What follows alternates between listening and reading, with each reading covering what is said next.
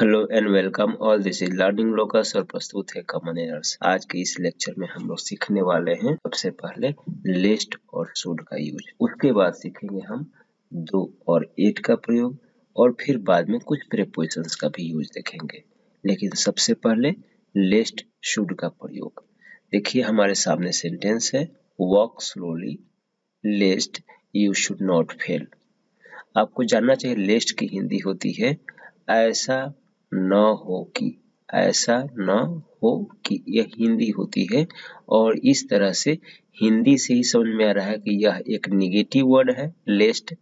और दूसरा, लेस्ट के बाद 3 डॉट देने का मतलब यह है कि लेस्ट के तुरंत बाद शुड नहीं आता है, कुछ देर के बाद आता है, कम से कम एक वर्ड के बाद आता है शुड का प्रयोग। तो जब लेस्ट का यूज होगा सेंटेंस में तो शुड का भी यूज होगा। और ऐसे ही जब देखेंगे एग्जांपल हम 2-8 का, तो जब सेंटेंस में 2 का यूज करते हैं तो 8 का भी यूज करना हो जाता है हमें। तो अभी लिस्ट पर ही फोकस करते हुए, लिस्ट की हिंदी है ऐसा न हो कि, और फिर शुड भी आना है। सो वॉक स्लोली तो ठीक है। अब दूसरा जो पोर्शन है list you shall not fail, तो लिस्ट है तो इधर शुड नहीं है, बस शुड कर देना है। शुड कहाँ हो सकता है, जहां पर हेल्पिंग वर्ब है वहीं पर हो सकता है। और दूसरा क्यों होगा, क्योंकि लिस्ट का मतलब ही निगेटिव है, ऐसा न हो कि, और फिर यहाँ नॉट आ गया है तो हम नॉट भी हटाएंगे और शैल की जगह पर शुड भी करेंगे और हो जाएगा walk slowly लेस्ट you should fail. धीरे चलो ऐसा न हो कि तुम गिर जाओ। यहाँ पे शुड का मतलब चाहिए नहीं होता है, ऐसा न हो कि तुम गिर जाओ। धीरे चलो ऐसा न हो कि, धीरे धीरे चलो, एक्चुअली स्लोली में धीरे धीरे होता है, वॉक स्लोली, धीरे धीरे चलो ऐसा न हो कि तुम गिर जाओ। शुड का हिंदी नहीं निकालते हैं, बस छोड़ देते हैं इसको। नेक्स्ट सेंटेंस देखिए जरा, work hard लेस्ट you may not fail.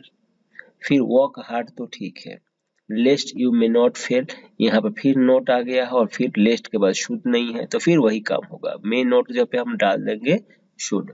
कैसे होगा, work hard लेस्ट you should fail और कमा रहेगा लेस्ट के पहले, work hard लेस्ट you should fail.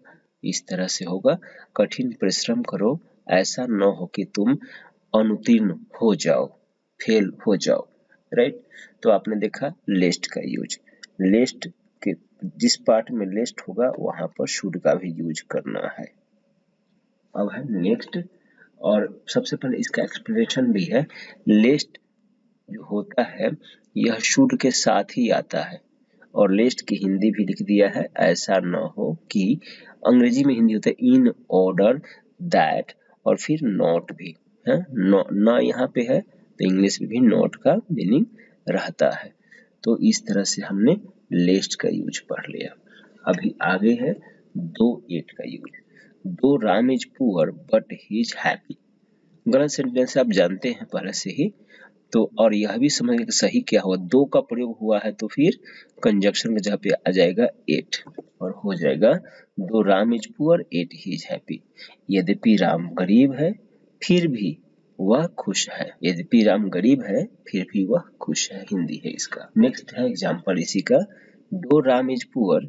अच्छा ठीक है, इसमें दूसरा तरह से भी बनता है। दूसरा तरह से ये होता है कि हम दो के बाद 8 की जगह पे कमा भी दे देते हैं। जैसे दो राम इज पुअर, यद्यपि राम गरीब है, 8 की जगह पे कमा दे दिया और फिर दूसरा पार्ट ही इज हैप्पी।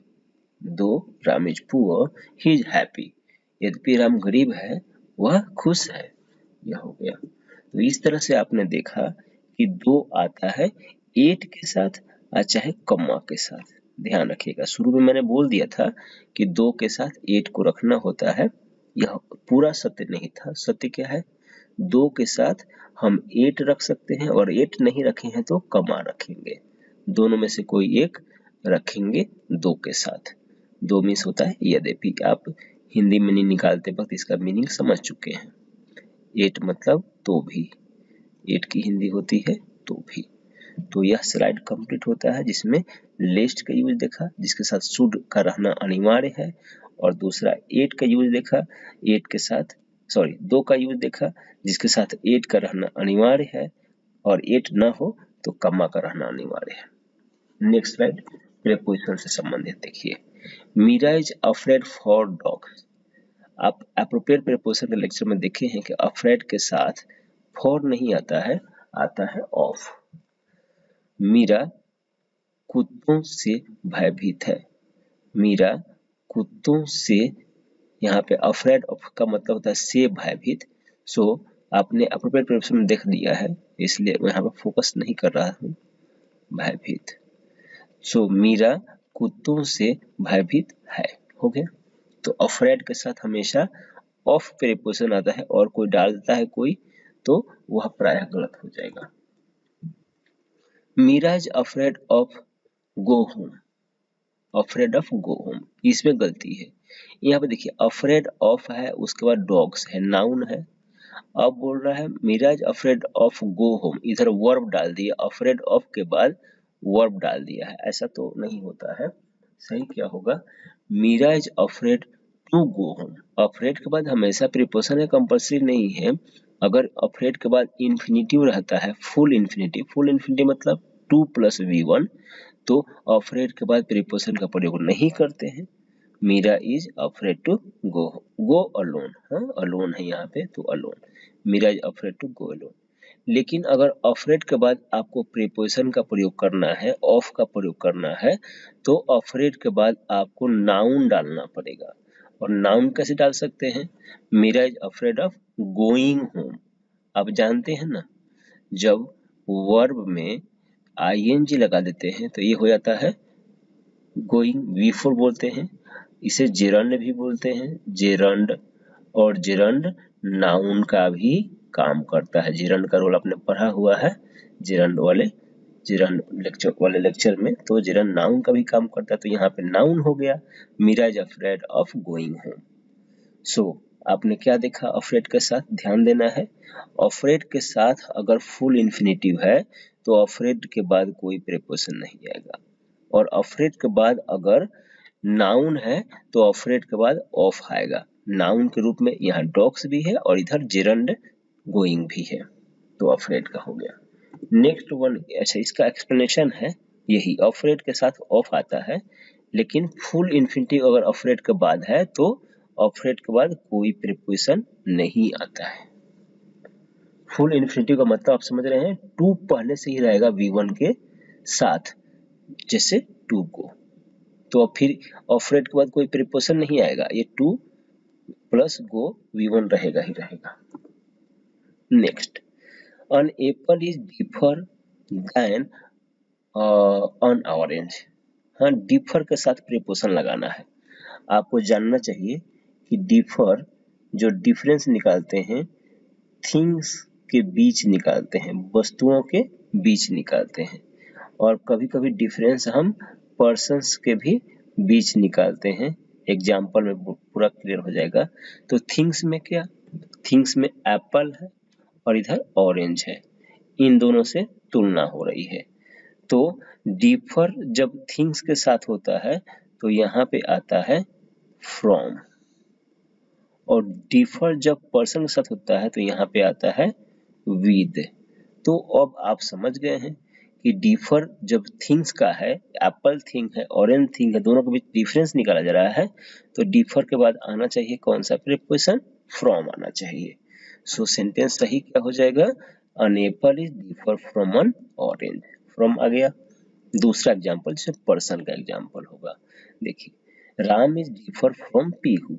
अब यहाँ फ्रॉम डाल दिया, राम एक पर्सन है, पीहू एक पर्सन है, और इधर डिफर वर्ड है, तो फिर तो फ्रॉम नहीं आएगा। फ्रॉम तो थिंग्स के साथ होता है डिफर के लिए। सो यहाँ पे आता है दूसरा, आप देख चुके हैं, विद आता है।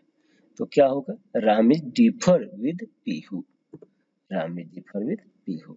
एक्सप्लेनेशन भी यही है जो बताया मैंने कि डिफर के साथ हम फ्रॉम लगाते हैं थिंग्स की से, जब थिंग्स के बीच डिफरेंस निकालते हैं तब, और डिफर के साथ हम लगाते हैं विद जब हम पर्सन्स के बीच डिफरेंस निकालते हैं। दूसरे सेंटेंस में राम और पीहू के बीच डिफरेंस हो रहा है। किसी भी केस में पर्सन और थिंग के बीच में डिफरेंस निकालना तार्किक नहीं होता है, इसलिए ऐसी स्थिति में कौन सा प्रीपोजिशन यूज किया जाए अगर आप पूछते हैं तो यह भी अतार्किक ही है।